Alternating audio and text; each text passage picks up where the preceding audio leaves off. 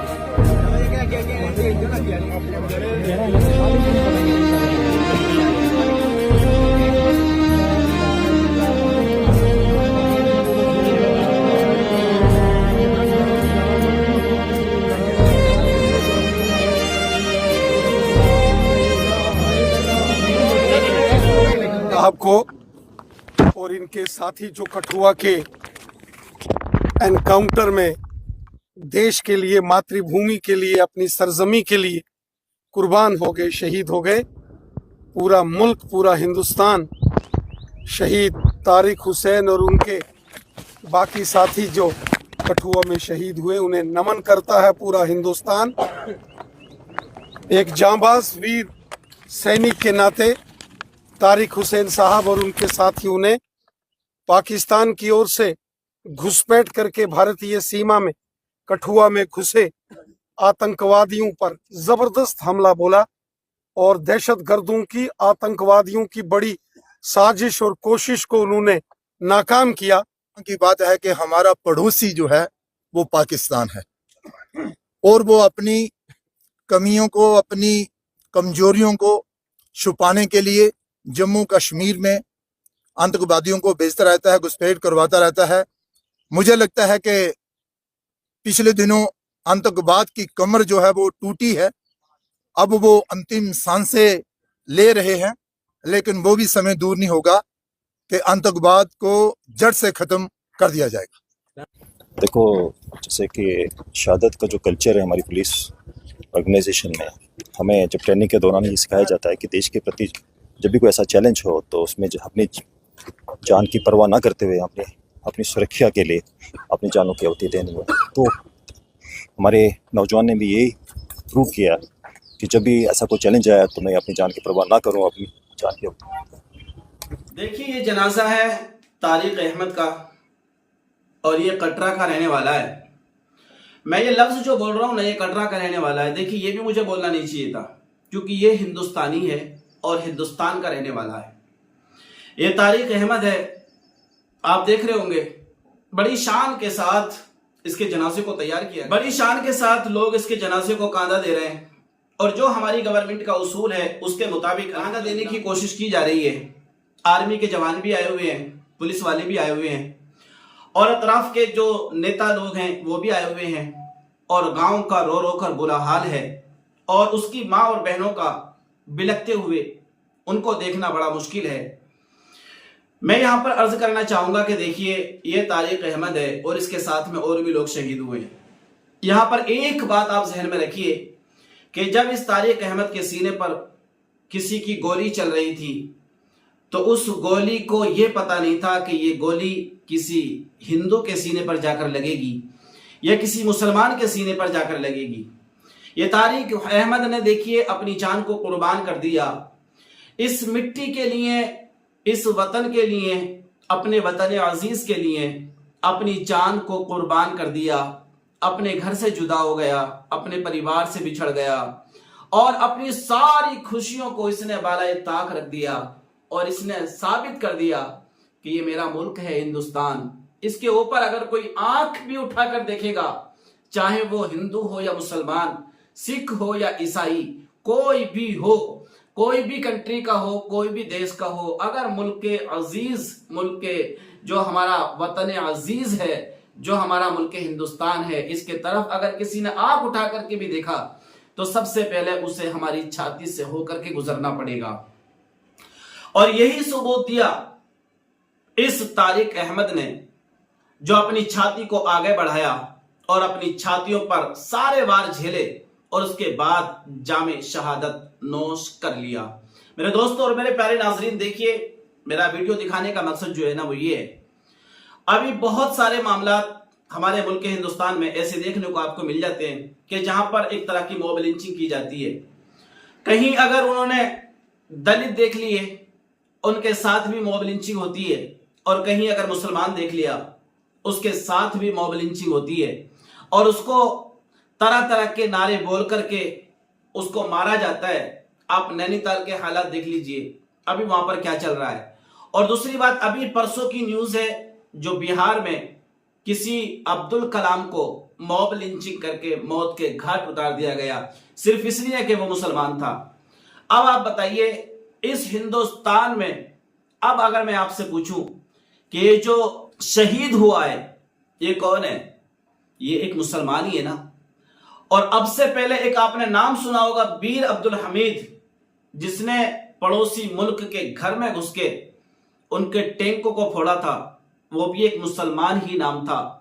लेकिन शायद यहां की आवाम भूल जाती है और यहां के वो सियासतदान जिनको हिंदू मुस्लिम के चूल्हे पर ही अपनी रोटियों को सेकने में मजा आता है, वो लोग भूल जाते हैं कि इस हिंदुस्तान की मिट्टी में मुसलमानों का खून भी शामिल है। वो ये भूल जाते हैं। अरे भाइयों, अगर हमें जाना ही होता, अगर हमें बंटवारे में जाना ही होता, हमारे पास ऑप्शन था, हमारे पास ऑफर था, हम जा सकते थे, हम भी अपना पड़ोसी मुल्क में अपना ठिकाना बना सकते थे। लेकिन आबाओ अजदाद पर हम अपने कुर्बान जाते हैं कि उन्होंने अपने वतन अजीज हिंदुस्तान को चुना और इस हिंदुस्तान में पैदा हुए और इस हिंदुस्तान में अपने आप को मिट्टी में मिलाना गवारा समझा। और यही वजह है, सामने कितनी भी बड़ी ताकत हो, अल्हम्दुलिल्लाह हमारा मुसलमान का बच्चा बच्चा अपना सीना तान करके खड़ा और दुश्मन की हर तरह की ताकतों से मुकाबला करता है। क्यों? इसलिए कि हुब्बुल वतनी निस्फुल ईमान, वतन से मोहब्बत करना ईमान का आधा हिस्सा है। ये अल्हम्दुलिल्लाह हमारा ईमान है कि हम मर जाएंगे, मिट जाएंगे, लेकिन अपने मुल्क के साथ न कभी गद्दारी करेंगे और अपने आप को इसी मिट्टी से अल्लाह ने हमें पैदा किया है और इसी मिट्टी में अपने आप को मिलाने की हम कोशिश करेंगे। और इससे बड़ा सबूत हमारा क्या हो सकता है? देखिए, बड़ा गम का माहौल है और सारे लोग रो रहे हैं, बड़ा हुजूम है और ये हमारे तारिक अहमद भी शहीद हुए हैं अल्हम्दुलिल्लाह, और बहुत सारे इसके साथी भी हैं जो शहीद हुए हैं। अल्लाह ताला इन तमाम की बेहिसाब बख्शिशो मगफिरत फरमाए और हमारे हर मुसलमान भाई के दिल में एक जज्बा अता फरमाए अल्लाह तबारक व तआला।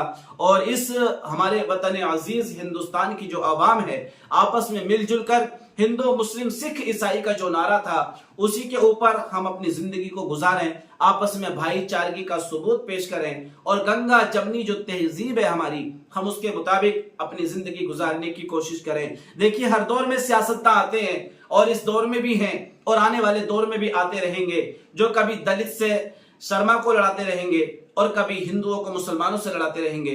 तो लिहाजा ऐसा ना होने दें। लिहाजा कौम इस बात का सबूत पेश करे कि देखो, हम ना हिंदू हैं, ना मुस्लिम हैं, ना सिख हैं, ना ईसाई हैं, हम सिर्फ एक हैं और वो हिंदुस्तानी हैं।